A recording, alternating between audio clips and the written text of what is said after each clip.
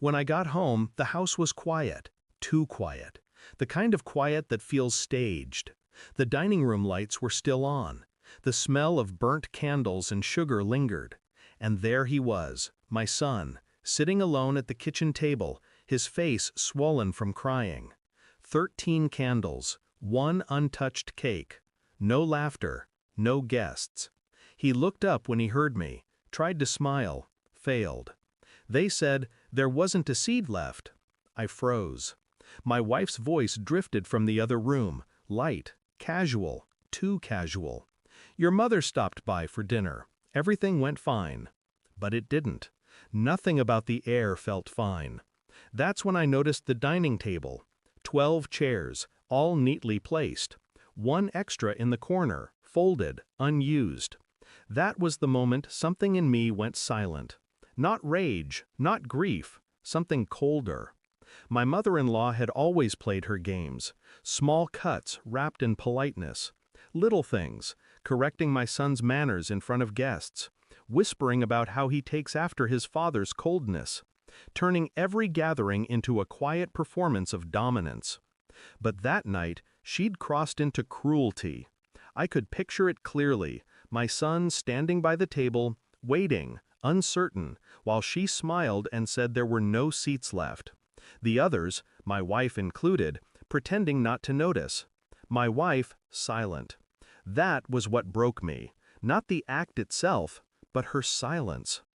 Later that night, after my son had cried himself to sleep, I walked through the house like a ghost. Every chair, every plate, every faint echo of laughter replayed in my head. I didn't yell, I didn't confront anyone, because when people show you what they are, shouting only feeds them. Instead, I started thinking. Quietly, strategically. I began with the smallest details. The leftover cake. The candles she'd snuffed out halfway. The folded chair. Then I went to the security footage. The cameras I'd installed after our last argument, when she accused me of being too controlling. I watched the video 3 times. My son stood there with his plate in hand. She looked him dead in the eye and smiled. "There's no seat left, sweetheart. Go eat in the kitchen." The others, my wife included, pretended not to hear. I paused the video, studied their faces, every twitch, every false smile.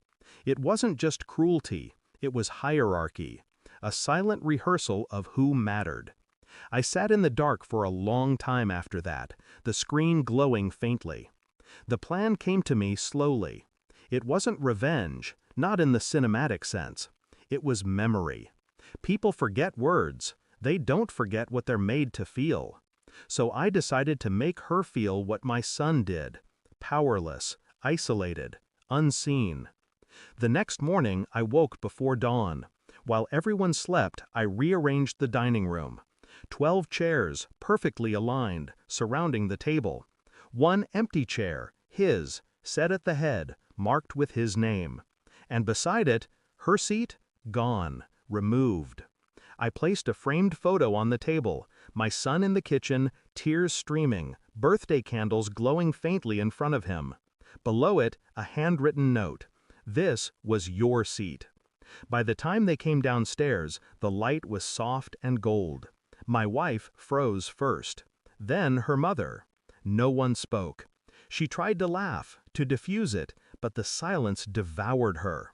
Her smile faltered, her eyes moved to the photo, then to my son's name on the chair. I didn't need to say a word. The truth was louder in silence.